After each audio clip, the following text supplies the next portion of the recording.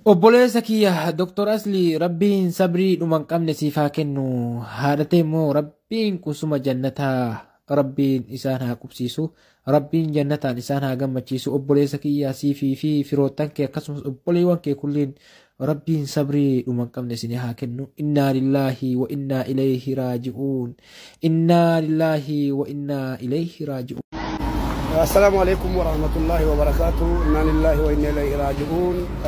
أما يرى الله بي جدو وان قد هذا كني نسي هذا بوليس كنا دكتور أسلي عند آخر هذا من يجرو هم بنت كيسانيو فكجر تنو دعائي مكترا خلت دافي دعائي قرافي سنين جنا Ya, aku memberitahu beliau dia namun dulu orang itu boleh sekian dokter asli Rabbi Sabri Sagan ada sama orang bila kita yang ada sanggam majisu untuk kesan itu akan mentak saya itu air berarti karena kalau saya itu di warung ini dokter asli akan dibersihkan anak saya itu air berarti murah dalam beberapa. Assalamualaikum warahmatullahi wabarakatuh. Inna lillahi wa inna ilaihi raji'un. Amma yarullahi bi jadu وان قد هذا كني نسي هذا بوليس كنا دكتور أسلي عند آخر هذا من يجرو هم بنت كيسانيو فكجر تنو دعائي مكترا خلت دافي دعائي قرافي سنين جنا Ya, aku memberitahu beliau dia namun dulu orang itu boleh sekian dokter asli Rabbi Sabri Sagan ada sama orang bila kita yang ada sanggam majisu untuk kesan itu akan mentak saya itu air berarti. Assalamualaikum warahmatullahi wabarakatuh. Inna lillahi wa inna ilaihi raji'un.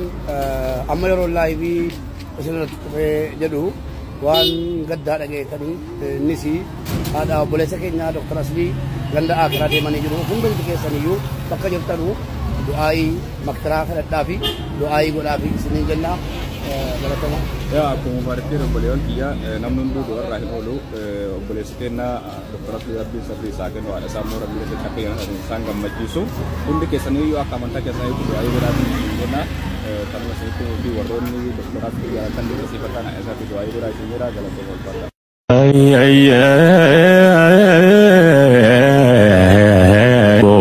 لا يستقدمون ساعة ولا يستأخرون قطرهم متبق بجانا ونقروا دنيا ستابقا اقر مكيروا سلما يكرلت موتهم اكبروا عندها بزج عالم بزوامت لا ينوروا اكوي متكبروا راس Obboleessa kiyya Dr. Asli rabbiin sabrii dhuman qabne siif haa kennu. Haadhatee immoo rabbiin kusuma jannataa rabbiin isaan haa qubsiisu.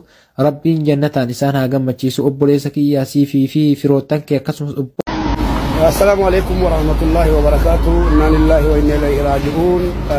Amma yaro Allah bi jadu wan qad hada kani nisi hada boleh sekenya dokter asli ganda akhir hada man yajru hum bint kesaniyu fakajar tanu duai maktara khalat dafi duai godafi sinin janna Ya, aku memberitahu beliau dia namun dulu orang itu boleh sekian dokter asli Rabbi Sabri Sagan ada sama orang bila kita yang ada sanggam majisu untuk kesan itu akan mentak saya itu air berarti karena kalau saya itu di warung ini dokter asli akan dibersihkan anak saya itu air berarti murah dalam beberapa. Tumura regisi kuno iruntiya asitin dabbadani kamakiya Rabbina qaradda ya buli yang khiya di famana guradu guraqiya arraf segantan kho asitira. Obboleessa kiyya Dr. Asli rabbiin sabrii dhuman qabne siif haa kennu. Haadhatee immoo rabbiin kusuma jannataa rabbiin isaan haa qubsiisu. Rabbiin jannataan isaan haa gammachiisu. Obboleessa kiyya siifii fi firoottan kee akkasumas